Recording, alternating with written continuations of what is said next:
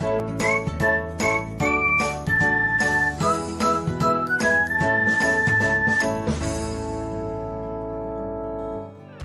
everyone, welcome back to another episode of Technologyglance. Today, in this video, I'm going to guide you through how you can turn on in-app alerts on Discord.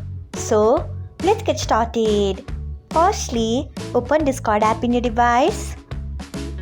Then tap on settings icon.